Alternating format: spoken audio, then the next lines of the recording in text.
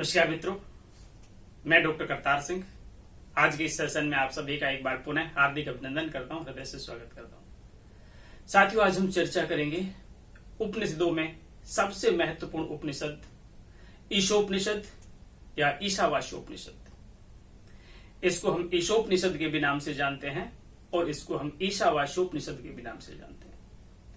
हम भली भांति जानते हैं कि उपनिषदों में मूल रूप से जो तत्व मिलता है, मूल रूप से जो ज्ञान का अंश मिलता है, ज्ञान का जो सागर मिलता है, वह कंप्लीट जो साहित्य है वह ब्राह्मण साहित्य का अंश है।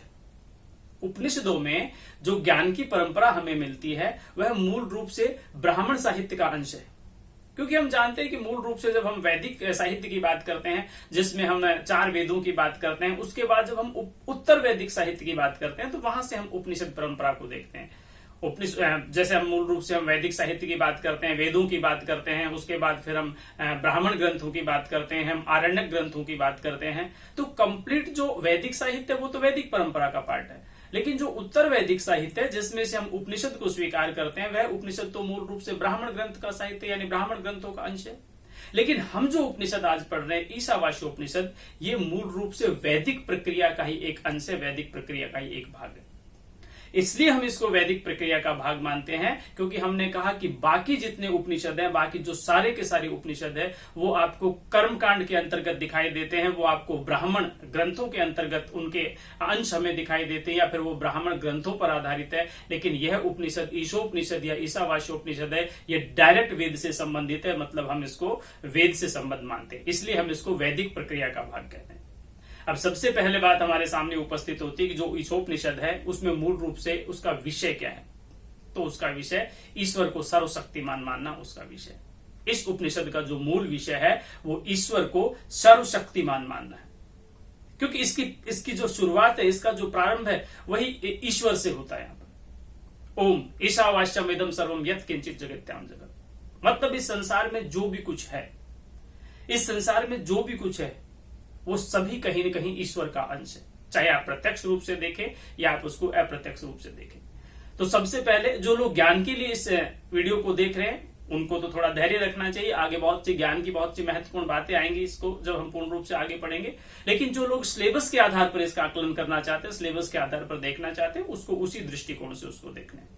जो लोग सिर्फ आनंद के लिए, जो लोग सिर्फ ज्ञान प्राप्ति के लिए, जो लोग सिर्फ अपने नॉलेज को बढ़ाने के लिए या फिर भारतीय अध्यात्म, भारतीय सनातन परंपरा के बारे में इस वीडियो को देखना चाहते हैं तो जरूर आपका स्वागत है। निश्चित रूप से हमारी श्रृंखला से जुड़िए और एक के बाद एक न जाने कितनी ही वैदिक प्रक्रिया, ब्राह्मण ग्रंथों की, आरण्य ग्रंथों की, यज्ञ की, यज्ञ वेदी की, विभिन्न प्रकार की जो चीजें हैं, ज्ञानवर्धक चीजें, हम आपके साथ में समय समय पर शेयर करते रहते हैं। लेकिन मैंने कहा जो सिलेबस के विषय में देख रहे हैं उनके बारे में तो विशेष रूप से उनको ध्यान रखना चाहिए कि कम से कम एक एक क्वेश्चन कहां से रिपीट होता है, कहां से बनता है, ये पूरी प्रक्रिया का आपको इसका हिस्सा बनना चाहिए। सारी वीडियो, सारी श्रृंखला का आपको हिस्सा बनना चाहिए। ये नहीं कि एक को देखने के बाद फिर आप दूसरे को आगे छोड़ देते हैं। यहाँ पर निरंतर कटिबद्ध रूप से निरंतर आप लगातार श्रृंखला से जुड़े रहिए।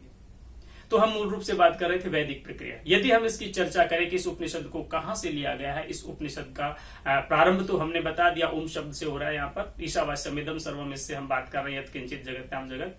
लेकिन मूल रूप से यदि हम देखें तो इसको हम यजुर्वेद से संबद्ध मानते हैं। तो पहला मेरा सवाल है कि कहां से इस उपनिषद को लिया गया, तो हम कहेंगे इस उपनिषद को, ईशोपनिषद को या ईशावास्योपनिषद को हम यजुर्वेद से संबद्ध मानते हैं। अब आप भली भांति जानते हैं कि यजुर्वेद के 2 पार्ट हमारे सामने उपलब्ध होते हैं। हम शुक्ल यजुर्वेद की बात करते हैं, हम कृष्ण यजुर्वेद की बात करते हैं। चारों वेदों में यजुर्वेद जो है वो अपने आप में कर्म कांड का, ज्ञान का बहुत बड़ा भंडार यजुर्वेद में दिखाई देता है।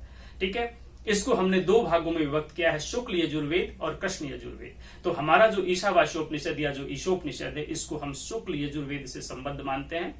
ठीक है, और शुक्ल यजुर्वेद में भी हम इसको काणो शाखा के अंतर्गत स्वीकार करते हैं। तो कौन से वेद से संबद्ध हो गया, ये हमारे पास महत्वपूर्ण बात होगी।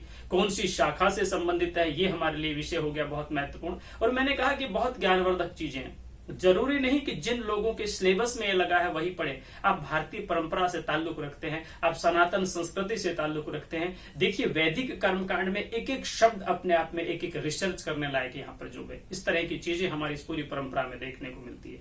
108 हमारे जो उपनिषद है, जिसमें से 10 महत्वपूर्ण उपनिषद जिस पर शंकराचार्य ने भाष्य लिखे, आदि गुरु शंकराचार्य ने, एक बार जीवन में पढ़ के देखना चाहिए। जीवन का न सिर्फ आनंद बल्कि जीवन की एक दृष्टिकोण, एक विचारधारा बदल जाए कि जरूर इन चीजों के संपर्क में आइए।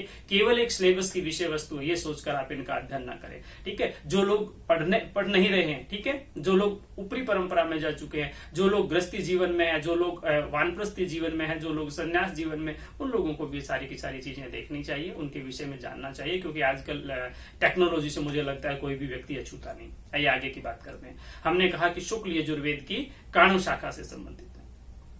सवाल पूछेंगे इसका क्लेवर कितना बड़ा, इसकी विषय वस्तु कितनी बड़ी। तो मात्र 18 मंत्रों में पूरी उपनिषद जो है ये निबद्ध, मात्र 18 मंत्र यहाँ पर, ठीक है। तो ये पूछेंगे कि इसका क्लेवर कितना बड़ा है, इसका परिमाण कितना है, तो केवल 18 मंत्र जो हैं इस उपनिषद में हमें मूल रूप से देखने को मिलते हैं, ठीक है। और मैंने कहा कि ये मंत्र परंपरा, ये मंत्र परंपरा का भाग नहीं है, ये डायरेक्ट किसका भाग है, ये ज्ञान परंपरा का भाग है, क्योंकि डायरेक्ट वैदिक साहित्य से लिया गया इसको। उपनिषद को हम यजुर्वेद से लेते हैं, शुक्ल यजुर्वेद से हम इसको संबंध बताते हैं, इसलिए मूल रूप से हम इसकी चर्चा कर रहे हैं यहाँ पर, ठीक है। सभी में हम कहीं न कहीं हम मंत्र परंपरा को देखते हैं, कहीं हम ज्ञान परंपरा को देखते हैं, लेकिन यहाँ ये उपनिषद कंप्लीट जो है वो ज्ञान परंपरा पर आधारित है, ब्राह्मण साहित्य पर आधारित नहीं है, बल्कि किस पर आधारित है, ये वैदिक परंपरा पर, वैदिक भाग पर कहीं न कहीं आधारित है। इसकी हम चर्चा कर रहे हैं, ठीक है। यदि हम इसके रचनाकार की बात करें तो ददंग ऋषि को हम इसके रचनाकार मानते हैं, ददंग ऋषि, ठीक है। इसके रचनाकार है, 18 मंत्रों में निबद्ध है। इसकी जो विषय वस्तु है वो कहीं न कहीं ईश्वर को सर्वशक्तिमान मानती है। इस संसार में जो भी कुछ घटित हो रहा है वो ईश्वर की मेहरबानी के बिना, ईश्वर की कृपा के बिना या फिर ईश्वर के आशीर्वाद के बिना संभव हो ही नहीं सकता। इसीलिए कहा कि ओम ईशावास्यम वेदम सर्वम यत् किंचित जगत्याम जगत तेन त्यक्तेन भुंजिता मां गृद कशस्विधनम। जो भी कुछ इस संसार में है वह सब ईश्वर के द्वारा ही व्याप्त है। ईश्वर सर्वशक्तिमान है। यत किंचित जगत्याम जगत, जो भी इस संसार में है, जो भी इस जगत में है, पूर्ण रूप से वह ईश्वर के आधारित है, पूर्ण रूप से वह ईश्वर के आश्रित है, पूर्ण रूप से वह ईश्वर में निबद्ध है, ठीक है। जो आपके पास है, देखिए लोग कहते हैं कि तरह तरह की बातें वैदिक कर्मकांड को ब्राह्मणों के खाने कमाने का कि जरिया लोग बताते हैं। लोग बताते हैं कि इसमें कहीं इस प्रकार की भावना नहीं मिलती जो पूरी दुनिया को एकता के सूत्र में बांधने की कोशिश करती है। मैं कहता हूं एक बार इसके अध्ययन में जाइए, गहराई में जाइए, यहाँ पर एक एक शब्द बोलता है यहाँ पर, ठीक है। समवदध्वम समगच्छध्वम समवो वनांसी जानता, हम साथ साथ रहे, हम साथ साथ बोले, हमारी विचारधारा समान हो, हमारे मन समान हो, ठीक है, हमारे आसन समान हो, हमारे भाव समान हो, तो क्या नहीं है इसमें। हर चीज को, पूरी दुनिया को, वसुधैव कुटुंबकम, सारी दुनिया को हमने एक सूत्र में पिरोने का काम किया हमारी वैदिक परंपरा ने, हमारी वैदिक साहित्य में। तो हम बात कर रहे थे कि इस संसार में जो भी कुछ घटित हुआ है वह सब ईश्वर का अंश है। ईश्वर की सत्ता के बिना, ईश्वर की शक्ति के बिना इस संसार में किंचित मात्र भी कुछ भी नहीं हो सकता। ईश्वर सर्वशक्तिमान है। और आपको जो मिला है तेन त्यक्तेन भुंजिता, उसका त्याग करते हुए आपको उसका उपभोग करना है, उसका पालन करना है। अगर आपके पास एक रोटी है तो वो पूरी एक रोटी में आपका अधिकार नहीं है। त्यक्तेन भुंजिता, त्याग करते हुए आप उसका उपभोग कीजिए। प्राचीन काल में अपने परंपरा को देखा होगा कि हम जो अपने घरों में, आज भी चलता है परंपरा से जो लोग जीते हैं यहाँ पर, ठीक है, हम अपने घरों में पहली रोटी गाय के लिए निकालते हैं, हम कुत्ते के लिए रोटी अलग से निकालते हैं, हम चींटियों के लिए अलग से दाने की व्यवस्था करते हैं, हम गाय के लिए अलग से चारे की व्यवस्था करते हैं, हम कौवों को अलग से भोजन करवाते हैं बुला बुला करके। एक वो अलग बात है कि आज उसको हमने श्राद्ध पक्ष तक सीमित कर दिया है, लेकिन वो परंपरा आज भी हमारी जीवित है। आज भी कोई वृद्ध व्यक्ति, आज भी कोई सनातनी परंपरा का व्यक्ति, आज भी कोई भारतीय परंपरा और सभ्यता और संस्कार में जीने वाला व्यक्ति, जो वृद्ध व्यक्ति, बूढ़े व्यक्ति जब आप देखते हैं तो अपनी रोटी का हिस्सा निकाल करके और अलग से थाली में रख देते हैं, ठीक है। बाद में वो चिड़िया या चींटियों को या जो भी कोई जीव होता है उसको डम डाल देते हैं। ये बलि की परंपरा प्राचीन काल में हमारे यहाँ पर थी। बलि का तात्पर्य अपने उपभोग की वस्तुओं में से हम किसी के लिए कुछ निकाल रहे हैं, वो बलि की परंपरा है। वो गाय की रोटी, वो कुत्ते की रोटी, वो कौवे का दाना, चींटियों का दाना, ठीक है, वो गाय का चारा, ये सब बलि परंपरा है। यहां भी हमने लोगों को गलत धारणाओं के साथ चीजों को जोड़ दिया कि वेदों में बलि परंपरा। अरे बलि किसी की गर्दन नहीं काटी जाती, अपने हिस्से का भाग हम सामने वाले को समर्पित कर रहे हैं यहाँ पर, ठीक है। तो तेन त्यक्तेन भुंजिता, जो आपके पास है, जो आपको मिला है, उसका परित्याग करते हुए आपको उसका उपभोग करना है, उसका पालन करना है। और मां गृध कशस्वी धनम, हमें कभी किसी के धन का लालच नहीं करना, कभी किसी के धन का लालच नहीं करना। ईश्वर ने जो आपको दिया है उसका आनंद लीजिए।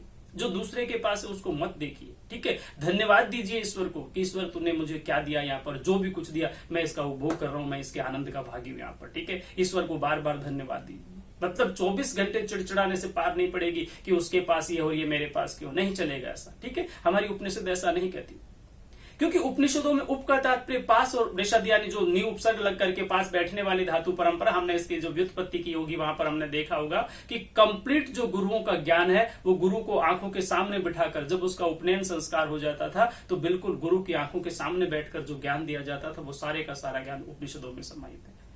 एक एक चीज को प्रैक्टिकल करके बताया जाता था गुरु के द्वारा उपनिषदों में, ठीक है। इस तरह से इस परंपरा को हम पूर्ण रूप से पढ़ते हैं। प्रारंभ की यदि हम चर्चा करते हैं तो हम बात कर रहे हैं यहाँ पर ओम से प्रारंभ होता है यहाँ पर। और देखिए कि जिससे ईश्वर सर्वशक्तिमान है, जो सारी दुनिया जिस ईश्वर के अंदर समाहित हुई है, ठीक है, उस ईश्वर में से अगर कोई जीव बाहर निकलता है, उस ईश्वर का कोई अंश है, तो वह भी अपने आप में पूर्ण है, क्योंकि पूर्ण ईश्वर में से पूर्ण ही निकलता है। जब आप किस प्रारंभ की चीज देखो, मंगलाचरण को हम पढ़ेंगे तो उसमें साफ रूप से लिखा हुआ कि ओम पूर्णमदय पूर्णमिदम, अर्थात ये ईश्वर पूर्ण है, ये ईश्वर पूर्ण है, ये ईश्वर सर्वशक्तिमान है, ठीक है। और जब पूर्ण से किसी पूर्ण वस्तु को हम ग्रहण करते हैं, यदि ईश्वर सर्वशक्तिमान है, ईश्वर पूरा है, और ईश्वर में से उस परमात्मा में से यदि वो आत्मा निकलती है तो वो आत्मा भी अपने आप में पूर्ण है। और कहा गया कि जब पूर्ण में से किसी पूर्ण वस्तु की प्राप्ति होती है तो वह भी अपने आप में पूर्ण रहता है और यह भी अपने आप में पूर्ण हो जाता है। देखिए कितनी विचित्र बात। आज हम कंप्यूटर में कॉपी पेस्ट करते हैं, कोई आपके पास फाइल है कंप्यूटर में पड़ी हुई है, उसमें से जब हम कॉपी करके और दूसरी जगह उसको सेव करते हैं तो जहां ऑलरेडी ओरिजिनल फाइल पड़ी थी वो भी अपने आप में पूरी है, हमने जो लिया वो भी अपने आप में पूरा है, हमने जहां पर पेस्ट किया वो भी अपने आप में पूरा है। इससे सुंदर उदाहरण कोई हो नहीं सकता। ईश्वर अपने आप में परिपूर्ण है, ईश्वर का जो अंश है वो भी अपने आप में परिपूर्ण है, उस अंश से जो अगले अंश की उत्पत्ति होती है वो भी अपने आप में परिपूर्ण है। इसलिए पूर्ण वस्तु से अर्थात पूर्ण ईश्वर से जब पूर्ण जीव निकलता है तो ईश्वर भी अपने आप में पूर्ण ही बना रहता है और जीव भी अपने आप में पूर्ण ही बना रहता है, आत्मा भी अपने आप में पूर्ण ही बनी रहती है यहाँ पर, ठीक है, पूर्ण ही रहता है यहाँ पर। इसीलिए कहा गया कि मतलब ईश्वर सर्वशक्तिमान है, जो कुछ भी संसार में घटित होता है या जो कुछ हो रहा है वो सब ईश्वर की देन है, वो परमात्मा पूर्ण है। उस पूर्ण ईश्वर से हम जीव या अन्य जो भी वस्तुओं का जन्म होता है वो भी अपने आप में पूर्ण है, वो भी अपने आप में पूरे है, क्योंकि पूरे से ही पूरे की उत्पत्ति होती है, पूर्ण से ही पूर्ण की उत्पत्ति होती है। जिस पूर्ण से जब पूर्ण की उत्पत्ति होती है तो वह भी पूर्ण रहता है जिससे लिया गया है, और जो लिया जा रहा है वह भी अपने आप में पूर्ण है, ठीक है। इस तरह से ऋषियों ने कामना की है, सारे संसार की पूर्णता की कामना की है, और अंततः बोला गया है कि ओम शांति शांति शांति।